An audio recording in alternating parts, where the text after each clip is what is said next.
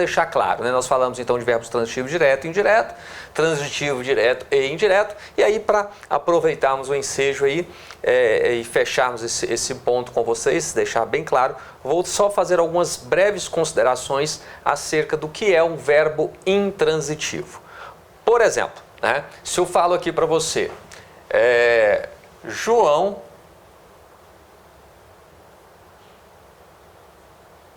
morreu. Observe bem que eu não preciso falar mais nada para que você entenda o que aconteceu com João. Morreu, fim da linha para ele, certo? Muito bem, o verbo morrer é um verbo que não pede complemento. Encerra-se nele mesmo a ideia a ser expressa, né? Diferente do verbo gostar, do verbo visar, de outros verbos que pedem então um complemento, tá? Aqui, João morreu, pronto, você já entendeu toda a ação. Agora, o que acontece? Nós podemos acrescentar circunstâncias a este enunciado. Circunstâncias essas que possam trazer maior clareza acerca da morte do João. Então, o que eu posso fazer aqui? Eu posso falar, por exemplo, que o João morreu em Goiânia. Olha só. Neste caso, preste bastante atenção. Eu preciso falar que foi em Goiânia para que você entenda que ele morreu? Não. Tá? Ou eu posso falar que ele morreu de dengue. Preciso falar que ele morreu de dengue para que você entenda que ele morreu? Não. Ou eu ainda posso falar que ele morreu ontem. Preciso falar que foi ontem para que você entenda que ele morreu? Não. Então, observe bem. Tudo isso aqui que eu estou trazendo, né, que ele morreu em Goiânia, que ele morreu de dengue, que ele morreu ontem, não é complemento para o verbo, simplesmente porque o verbo morrer não pede complemento. Tá? A ideia já está pronta e acabada nele mesmo. Mas tudo isso aqui indica circunstâncias, tá? Circunstâncias para a morte do João. Então veja bem, tudo isso aqui, tá? Tudo isso daqui está junto, tá? Junto do verbo. Junto do verbo, mas não é complemento para esse verbo. Por quê? Porque esse verbo não pede complemento. Aquilo que está junto do verbo e não é complemento para o verbo, de forma lógica, só pode ser o quê? Adjunto adverbial.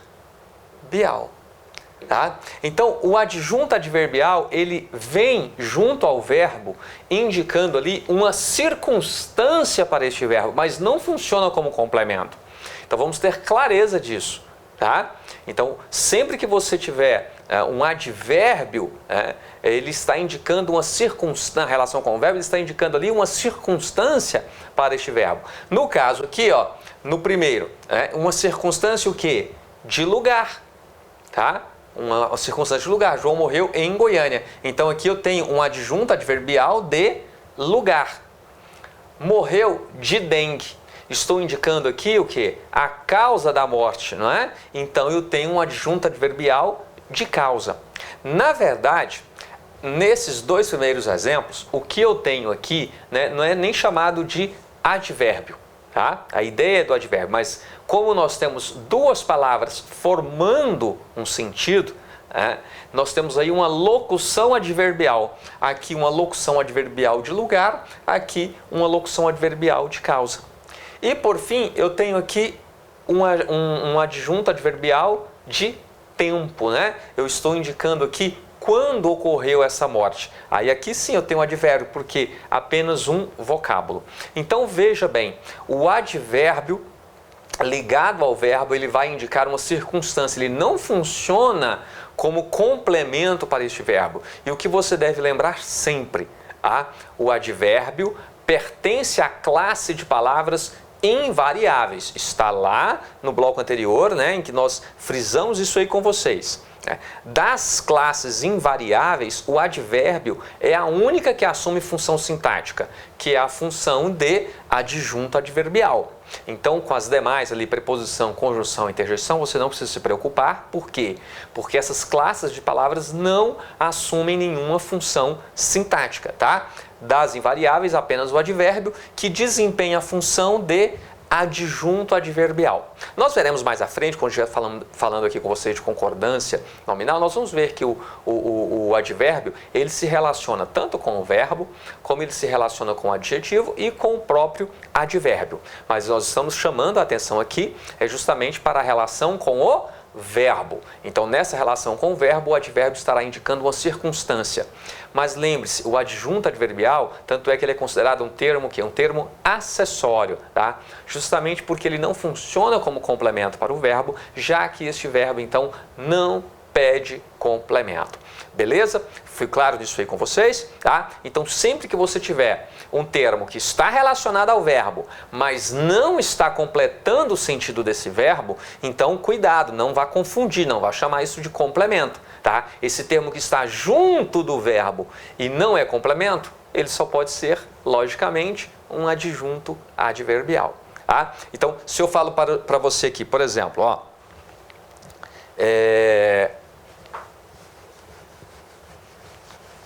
vamos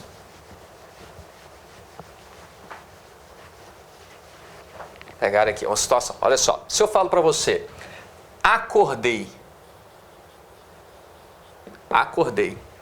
pronto, né?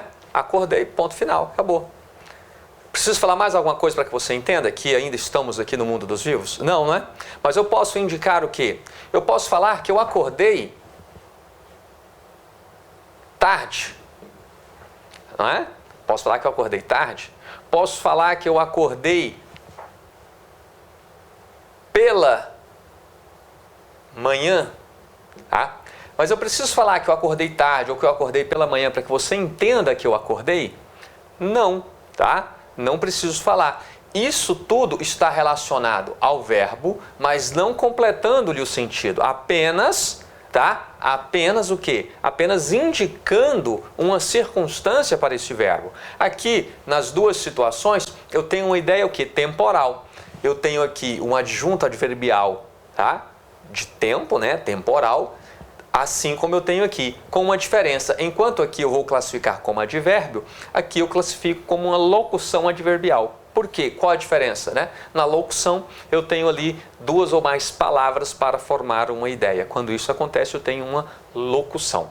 Beleza? Tranquilo até aí? Então vamos lá, era só esse ponto que eu queria esclarecer, já que nós falamos, né, até o bloco anterior, de transitividade verbal, falamos sobre as situações em que o verbo pede complemento com ou sem preposição, fizemos a classificação do verbo como transitivo direto, transitivo indireto, né, e faltava esclarecer aí um pouco mais a questão do verbo intransitivo. Então o verbo intransitivo é o verbo que não pede complemento, tá? E o que você pode indicar para ele são apenas circunstâncias.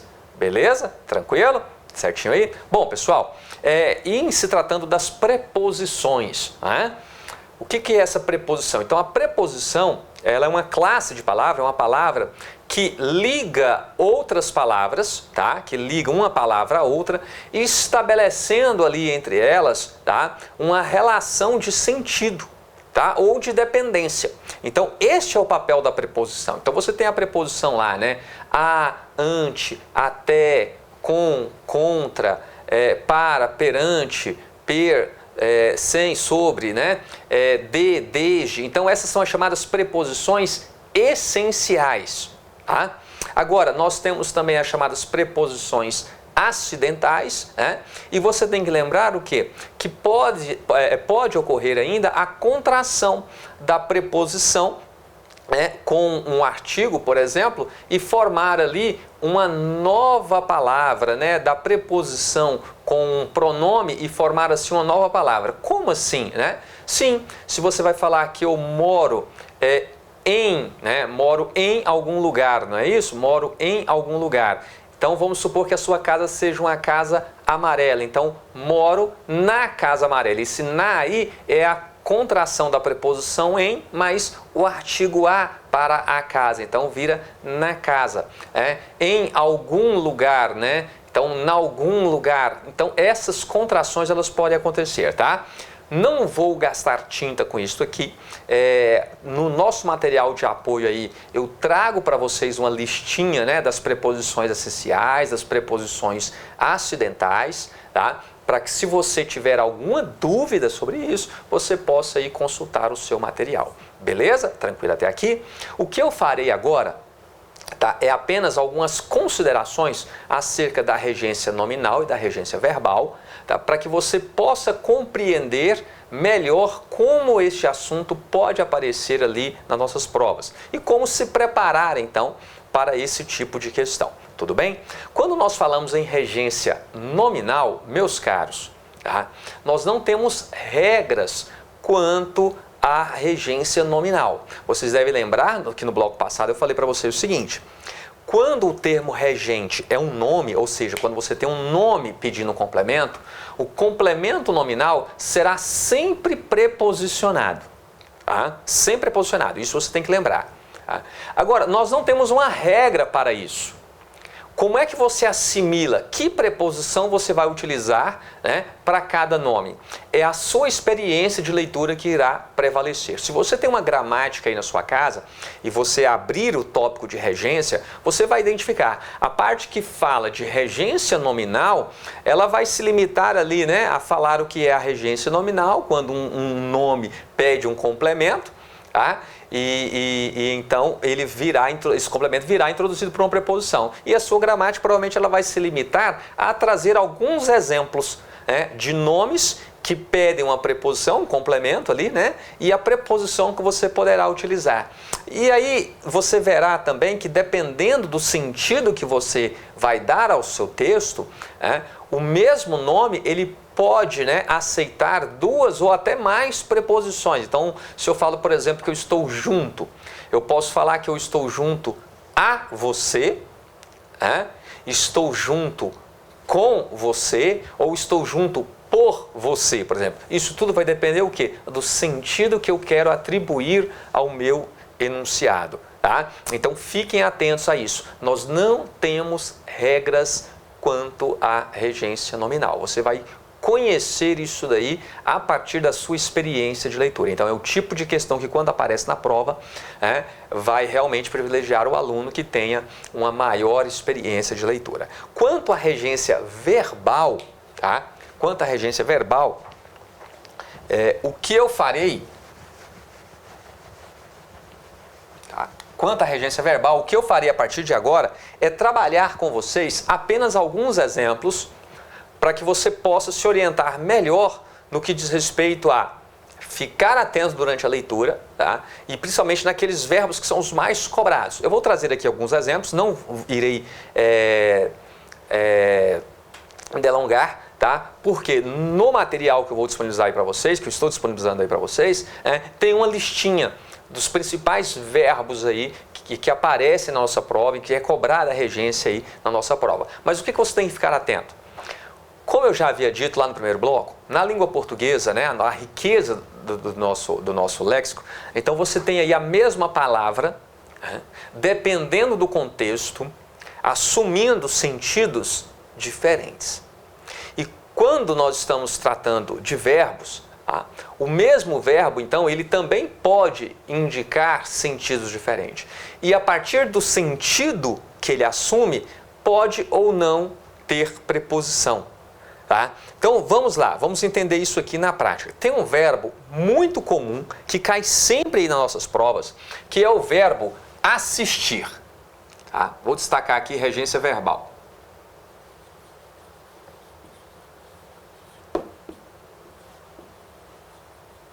Tá?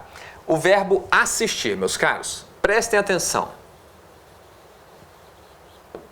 O verbo assistir, tá? Ele é um verbo muito comum nas nossas provas, e ele tem vários sentidos, mas o sentido mais usual, tá, do verbo assistir é ele no sentido de ver, tá? De ver, presenciar. E o verbo assistir no sentido de ver, presenciar, ele é um verbo transitivo indireto. O que significa isso? Quando eu falo que ele é um verbo transitivo indireto, você já deve ser capaz de compreender o quê? Que ele é um verbo que pede complemento, isso, introduzido por uma preposição, não é? Então, olha só. Opa. Assistimos ao filme ontem. Muito bem, meus caros. Olha só, o verbo assistir no sentido de ver, presenciar, ele rege um complemento introduzido pela preposição a. O que nós temos que ficar atento? No falar coloquial, nesse falar do dia a dia, é muito comum nós suprimirmos essa preposição, não é? É comum numa conversa ali, informal, você fala, assistiu o jogo, assistiu o filme, certo? Omitindo essa preposição. Porém, de acordo com o português formal, né, a nossa língua formal, padrão, o verbo assistir no sentido de ver, presenciar, ele rege um complemento introduzido pela preposição a. Então, o correto é assistimos ao filme, assistir ao jogo, tá? Então, você terá aí a preposição. Aqui, no caso, né, você tem aí a preposição a mais o artigo o, formando a contração ao. Só isso aqui, beleza? A preposição é uma exigência do verbo assistir no sentido de ver, tá? Este mesmo verbo assistir, ele pode ser empregado aí no sentido de assistência.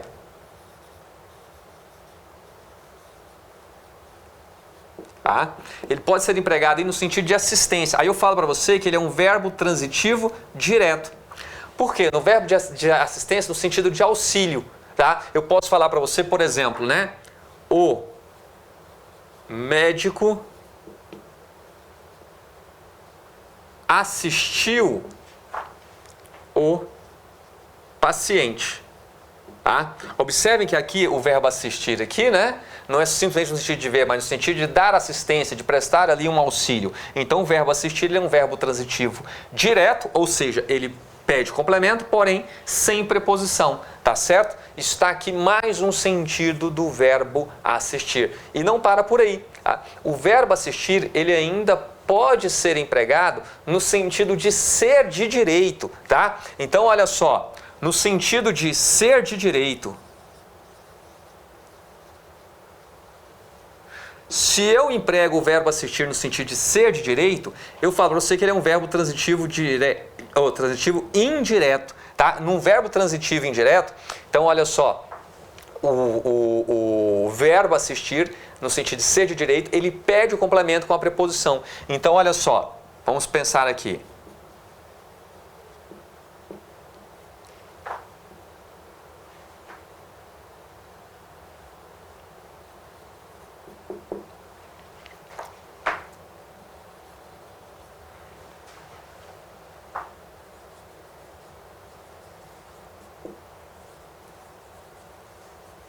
Olha só, férias é um direito que assiste a todos. Este A aqui, ó, é a preposição exigida pelo verbo assistir no sentido de ser de direito. Bom, e tem mais uma que caiu numa prova há pouco tempo e que essa derrubou muita gente. Por quê? Não faz parte do nosso uso, né, aí no dia a dia, que é o verbo assistir no sentido de residir, tá? No sentido de residir, olha só, pessoal, ele é um verbo intransitivo, tá? Então, o verbo assistir no sentido de residir, ele é um verbo intransitivo, ou seja, o que é um verbo intransitivo?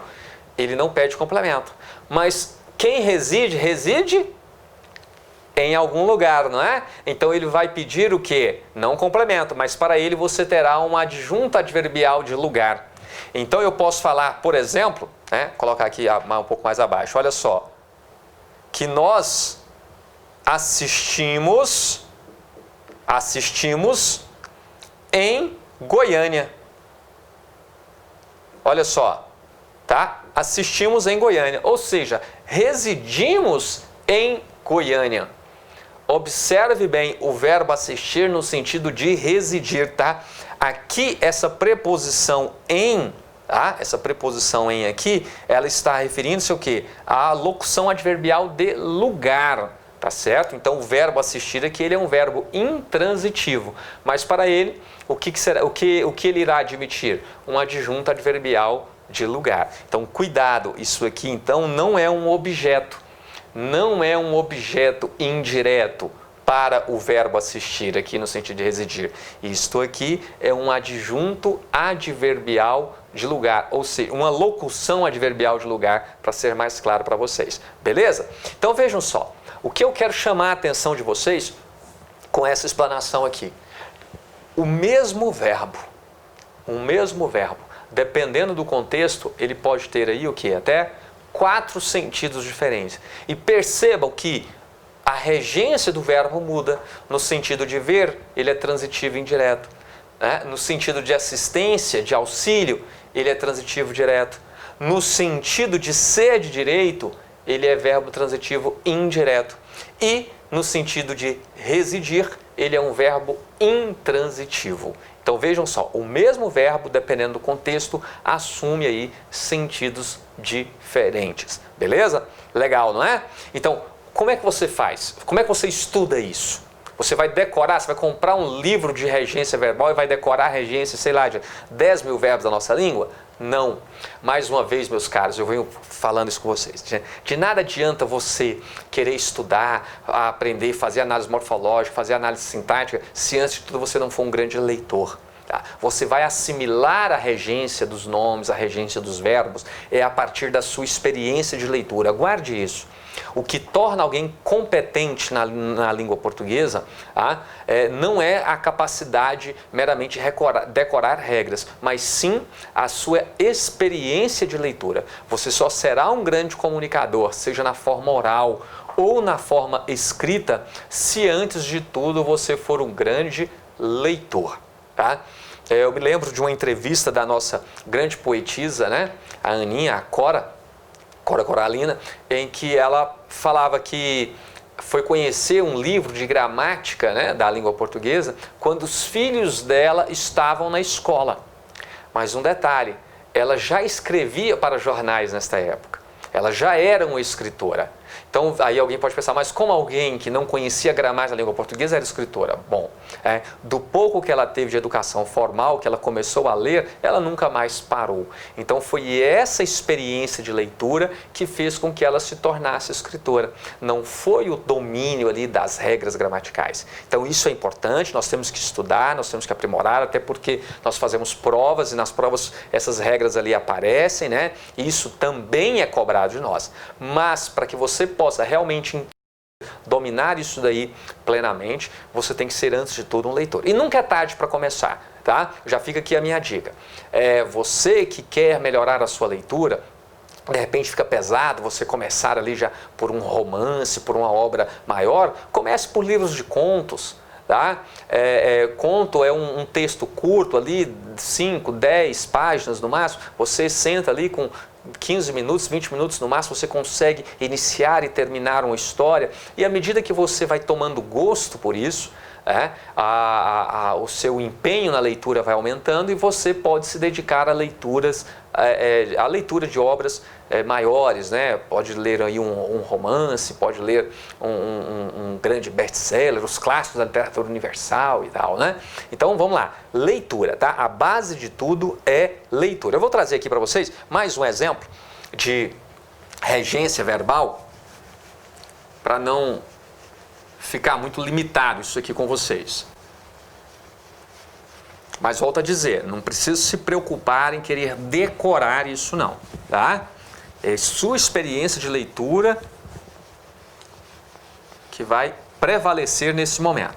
Outro verbo muito comum, tá? Sempre aparece também nas nossas provas, é o verbo visar, tá?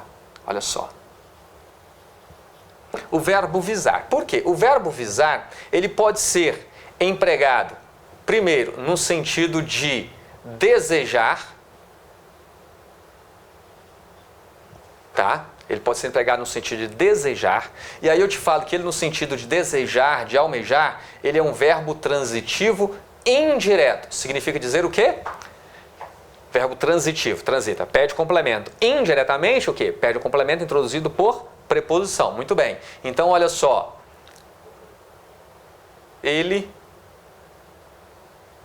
sempre visou ao cargo de diretor. Então está aqui o verbo visar no sentido de desejar. Pede o complemento introduzido pela preposição. Então visou no sentido de desejar, visa a alguma coisa. Tá? Este mesmo verbo, ele pode ser utilizado no sentido de mirar. E aí eu te falo que ele é um verbo transitivo direto. Tá? O verbo visar no sentido de mirar, ele é um verbo transitivo direto, ou seja, pede um complemento e pede complemento, ligue-se a ele sem o auxílio de preposição. Então olha só, o atirador visou o alvo. Então visou aqui no sentido que o atirador mirou o alvo, né? Então você tem o verbo aqui como um verbo transitivo direto, ou seja, pede o complemento, o atirador visou, porque se eu falo para você apenas o atirador visou, você vai falar visou o quê? Visou o alvo. Olha o complemento dele aqui, um objeto direto, tá? Então aqui está um objeto direto, ó, complemento do verbo, é um objeto direto. Ele pede complemento, porém sem o auxílio de preposição. E este verbo pode aparecer ainda num outro sentido, tá? O verbo visar, tá? Ele pode aparecer no sentido de por visto, tá? Ou assinar, tá? Mesma coisa, por visto ou assinar. E aí eu te falo que ele é também verbo transitivo direto, tá? Olha só. Ele visou o contrato.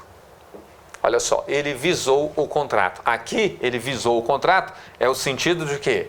Dele ter almejado o contrato? Não. Ter desejado o contrato? Não. No sentido dele ter assinado o contrato, posto visto ali neste contrato. Então, mais uma vez, olha só, um exemplo aqui, né, de um verbo que pode ser empregado o quê? Em três sentidos diferentes. E observe que, no caso aqui, no sentido de desejar, ele é um verbo transitivo indireto. Já como mirar e no sentido de assinar, ele é verbo transitivo direto. Então teremos que estar atentos ao quê? A aplicação, né, deste verbo ali de acordo com cada contexto. Um detalhezinho que está aí no material de vocês, para que você também possa consultar, e é bastante interessante, o verbo lembrar e esquecer. Tá? Então, quem lembra, lembra algo, tá?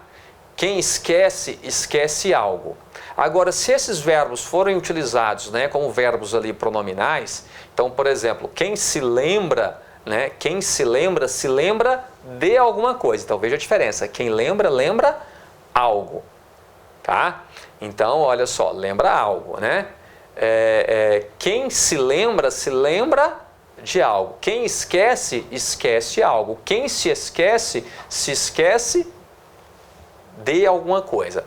Então, como pronominais, esses verbos vão pedir complemento introduzido por preposição. Não pronominais, né, vão pedir complemento sem a preposição. Então, são algumas particularidades que, mais uma vez, eu reforço com você. Você assimila isso a partir da leitura.